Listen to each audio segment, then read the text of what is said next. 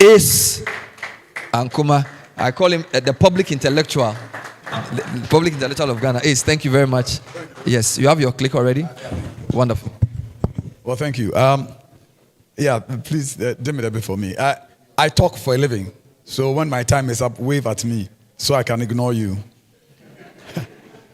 Social media, the legal risks. I will speak about all the legal risks I know about. Some may not be election related. Some may be. Pick what you like. The ones you don't like, throw away. Okay? But I'm going to give you everything that I know about it, maybe. That's my content. Copyright, defamation, privacy, relating to cybercrimes and data protection, and then confidentiality, non-disclosure, and non-compete clauses. I sort of will skip that, and then I'll give some advice. Copyright. The problem we have now is what I call the ease and danger of cut and paste. There was a time when it was difficult to reproduce material. If you wanted to reproduce music, you needed a cassette and something to play from. Now, it's on your phone. It's easy. You can cut any part of a song or a video and post it. So there's the ease, but the ease comes with the danger. Now remember that all literary work, artistic, musical, sound recordings, audio-visual, choreographic work, derivative work, computer softwares or programs are copyrighted, whether or not the person has registered his or her copyright. There's a copyright on it. You just can't use it. And that is why a lot of you are getting, when you post something with music, Facebook will block the sound and notify you. You have to go and justify that the music is yours. I put my own music there, Facebook blocked it. So I sent back to them that this is my song. Before they unblocked it, I posted something with the Ghana national anthem. They blocked the sound. I had to tell them, but I'm a citizen of Ghana. Why can't I use my national anthem? Before they are aware of this. So be careful when in the middle of the election you are posting things that are copyrighted material. Somebody will take you on, and the fact that we are in an elections time is no excuse, is no defense. But of course, what is not protected are ideas, concepts, procedures, methods, etc. Those are not protected. Now remember that somebody who wants a copyright has what is called an exclusive economic right. That is the right, and so you are not allowed to do it. The right to reproduce, translate, adapt, arrange, transform, perform publicly, broadcast, communicate publicly, distribution, and commercial rental. You can't do any of these things to material that is not yours. Is it coming home? Do I see a lot of guilty faces here? I think so. I'm beginning to see some guilty antenna. It's not yours. If the person takes you on, being an election time is no excuse. There's also the moral right to claim authorship, demand acknowledgement, object to and seek relief for any distortion. So you can't take the material and distort it. Distortion, mutilation, or other modification that it may be prejudicial to the owner's reputation, or where the work is discredited by the act of another person. These are moral rights they have that the law protects. I'll refer you to the case of Rex Owusu-Marfo versus Joy Industries Limited. If you don't know who Rex Owusu-Marfo is, that's Rex Omar, the musician. What did the Court of Appeal say? That the use of the tune or melody and some of the lyrics of his song da da di da da da di da di da da di di di da da di di da da di da, and Joy Industries use it to advertise their Joy Daddy Bitters. And he said, what? The court said the use of the tune and melody and some of the lyrics was an infringement of the plaintiff's copyright. By the time we're done with the Court of Appeal, so you can imagine I was involved, 230,000 cedis in damages and costs. Rex is a rich man. Next time you see him, ask for money. Rex, I've sold you out. Everybody knows. Right? So you just can't use people's work. You can't, it can't even come close. The test the Court of Appeal said is that if somebody hears it, will the person's mind be directed to this other song? Then that's the objective test. And so in the election time, as you are using people's stuff, begin to ask yourself, is this something that is protected, or can the person come after me? At least in this one, I can tell you that it was 230,000 cedis. Yours may be more or less. Let's go to defamation. A person is defamed when there's a statement. First, there must be a statement that tends to lower the person's estimation in the right-thinking members, lower a person in the estimation of the right-thinking members of society, causes them to be shunned or avoided, exposes them to hatred, ridicule, conveys an imputation of crime or other wrongdoing on them. Basically, when you dig the person, you have defamed the person. There are two forms. Slander is when it's just spoken or in gestures, And libel is when it is written or legible. There's a more recent case of Dufour versus Bank of Ghana and Daily Graphic. In fact, so Bank of Ghana was taken out. And the Daily Graphic fought this case. And finally, the Court of Appeal and Supreme Court said that they hadn't defamed him. But some of what the judges said is very important to us. It says that, Theo, you're here, it's Daily Graphic. But luckily you won. It says that, it says, with the advent of social media, so now the judges are very much aware of this. With the advent of social media and online news dissemination, it has become much easier for any libelous content to go viral and spread beyond unimaginable boundaries. Remember, the little thing you do can spread beyond unimaginable boundaries. I'll tell you what, I was flying to Accra from London. The flight delayed. So they asked us to go back. They were going to call us. As I was walking back, I saw a piano and I started playing it. And then Pastor Andy Yosson's wife, Helen Yosson, was also there. So she came and she came and stood by me. And as I played, she sang, "We want to go home. We want to go to our children." As I played a tune, it was for just about 3 to 5 minutes. We all laughed and left. I went back. We came back to sit in the plane, and I received a video of me and Helen Yosson playing from Japan. Somebody filmed it, and it had bounced all over to Japan and come back to me. I immediately had to put a notice out because somebody can put a line on it. And that's what they do on TikTok. Whatever they write shapes your mind. The video might not support what they've written on top, but you are the communications people. You know how it is done. It is the headline that deflects from the true story. Anybody could have put there, Ankomah is so broke, he's playing music for food in London. It could be worse. He has escaped with somebody's wife. And you will believe it. And if everybody tells you that, no, that is not what the video is saying, you say no, but that is what they've written on top of it. So unimaginable boundaries. When it got to the Supreme Court, Mensa Bonsu JSC, so that was Akayensu JA as she was in the High Court. When it got to the Supreme Court, Mensa Bonsu JSC said that if long before the advent of such technologies, damage from libel was presumed because of the longevity and reach of the written word, then it is even more justifiable in the era of electronic mass media technologies that can propagate any publication beyond boundaries that anyone can tell. And so now the damages for libel are becoming heavier and heavier because at first it was just a few people who would read it. Now millions of people would read it. And so the courts are beginning to award more and more damages because of the simple reach of social media. And there's this case, Ankomah and Taylor. I don't know that Ankomah. I have not met him before. I'm not related to him. The High Court said, for those who wish to engage in cyber libel and or defame others, the internet medium provides an easily, caveat, that's me, and it provides an easily accessible platform to do so.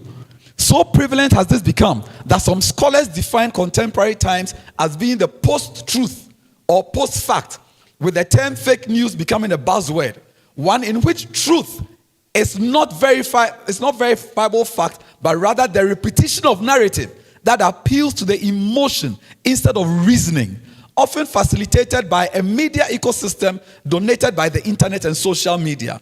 This unfortunate aspect of the use of the internet is what led to this lawsuit. The court considered the evidence that the evidence of the defendant's activities on Facebook, not plaintiff, defendant's activities on Facebook, evidence was submitted to the court. On Twitter, on YouTube, the extent of his following, evidence of watch parties he holds on social media, and comments passed by others on the post, and held, quote, it is clear that the defendant's video was widely circulated, and therefore the court ought to take that into consideration in awarding damages. The court must take into account the harm caused to the plaintiff's feelings by defendant's outrageous and malicious conduct, and award both exemplary and aggravated damages. Because to my mind, that's what the judge is speaking, the purpose of exemplary damages is to punish and deter. Right? At the time this judgment was given, the amount awarded was $500,000. But with the way the economy has become, I no longer know what the dollar equivalent is. And so look, it is the extent of the reach. Can easily damage people by a simple post. And because of this, the courts are very mindful of this, and it's beginning to affect the amount of damages awarded. And so when the stories come, I make a point to Ghanaians, can you wait 24 hours? This is my thing to you. If it is too good to be true on the internet, if it is too good to be true, it is too good to be true. And so when you read, the police have stormed, ask yourself, wait, they are not idiots in the police. Why would they do this? Pause a bit, think a bit, wait for more information. But if you rush to put it out there because you are traditional media and you are competing with social media and you can't catch up, so the minute you see it on social media, you put it on your traditional media, you could get into a lot of trouble. Let's move quickly along. Privacy. The Constitution protects the privacy of homes, properties, and what is correspondence and communication, except in accordance with the law. Our courts, the Ghanaian courts, have set what we call the permissible limitation test. 1, is it legal? 2, is it legitimate? 3, is it proportional? Those are the exceptions that the law is allowed to make to the freedom of communication or the right and privacy of communication. So I will go into cyber offenses, but I want to detour a bit. I have 3 minutes, you are lying. I want to go into you don't want your people to hear the information. JB Power. Child protections online. In the election cycle doesn't allow you to put out anything. If I come to you that this politician has slept with a girl, and I give you a picture of the girl, maybe in a nude form, and you go and publish it, you have committed a crime. You think that you are putting out titillating information, you are educating the press. The person gives you a video, it shows a young girl's face, and you put it out there that the young girl is caught in action with the politician. You have committed a crime.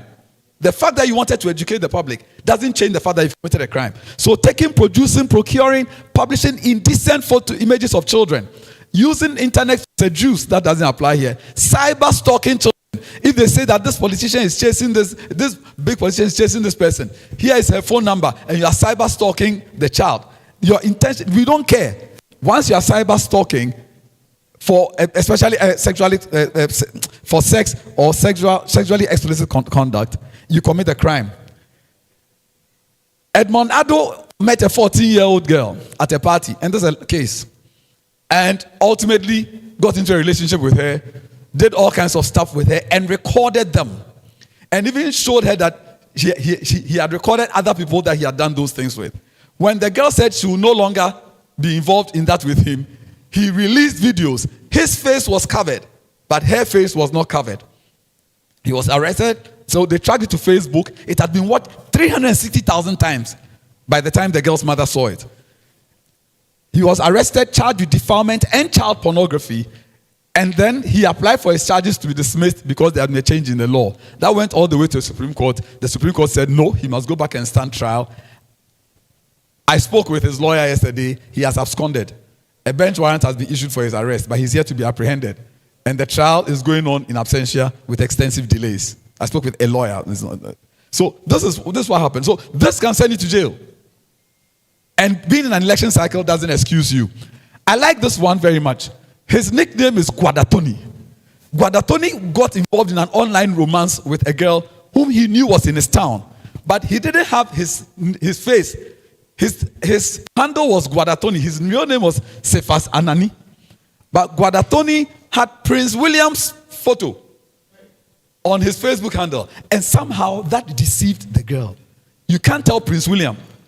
He later started asking for her for nude photos. They hadn't met.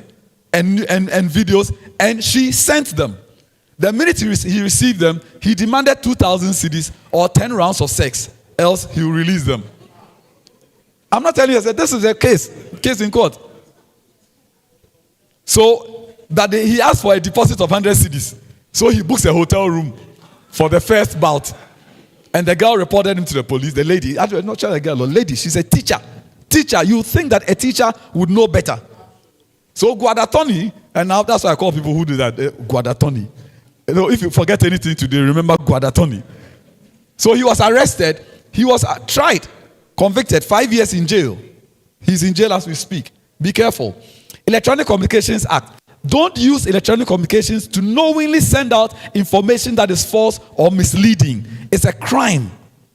Knowingly, false or misleading, and is likely to prejudice efficiency of life service, endanger the safety of persons, etc., etc.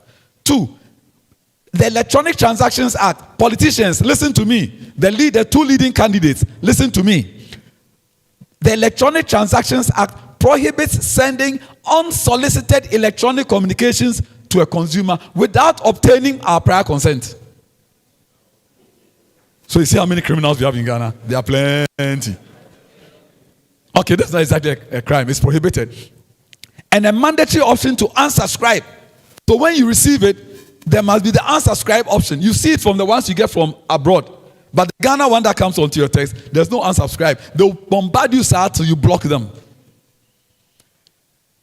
Unsubscribe and disclosure upon request. How you got my phone number? I can actually go and say, I just received this from you. How did you get my number? And the law demands that you tell us. There are several other offenses. There's not enough time to go on. But unauthorized access to protected computers. That you hear that this party is doing this. Let's go and hack their computer so we get information. You could be in a lot of trouble. Let's move quickly along. Data protection. I won't read this. I just want you to note these offenses, these data protection offenses. 1, purchasing personal data or information containing personal data is a crime. So you can't pay somebody to give you my phone number and my personal data. It is an offense. The room is quiet. Knowingly obtaining or recklessly disclosing the personal data of another person. Be careful when, can I have Samen's phone number? Here it is. Can I have Samen's address? Here it is. I heard the wow. There are a lot of criminals in the room, I can see. Disclosing or causing to disclose another person's information. This one, selling or offering to sell personal data. That, I've been doing this thing. There are all these people on my Facebook wall. If you pay me, I'll give you their information. They are crimes. My advice, please, media houses, have a social media policy. There are plenty precedents on the internet. Take 5. Choose the one that applies to you. Make the policy. Show it to your lawyers, obviously. Determine how your employees use social media in the workspace and what they say. Ideally, do not let them use your server for social media. Because if it is tracked, it will be tracked to your server. And it will be very difficult to explain how the material wound up on your server. 2, permission for licensed consent. Please get explicit consent to use copyright material. When in doubt, don't use. The fact that your rival is using it doesn't mean you must use it as well. Because yours might be the one that the owner will see. And you can't say that the other station did it. That is no excuse. They'll simply bring all of them in. Monitor content. You are running a media organization, you have to monitor the content from your organization. The tools exist. So you know who's been sending mad information. A guy who works in an organization was fired. And he started sending messages to the parent organization in America. And his email address was maneater.com. And he was threatening them and everything. But it was easy. They tracked the emails to an internet cafe in Nungwa. They came all the way from Utah and found the internet cafe in Nungwa. And when they went and checked, they checked the date, the times of the emails, and he was the one signing onto the same machine. It is very easy to track it to you. Don't think you're hiding. You are using a fake name, but there are IP systems that can come all the way to you. And this goes not just to you, but everybody else. Please, monitor content, moderate posts. If it looks inappropriate, delete. And don't do it. All I'm telling you is that for internet, legally, if it is too good to be true, it is too good to be true. Max Dupree says, in the end, it is important to remember that we cannot become what we need to be by remaining what we are. I hope this will cause a change. And we won't be what we want to be if we remain what we are. Remember, if it's too good to be true, it is too good to be true. Thank you. Wow.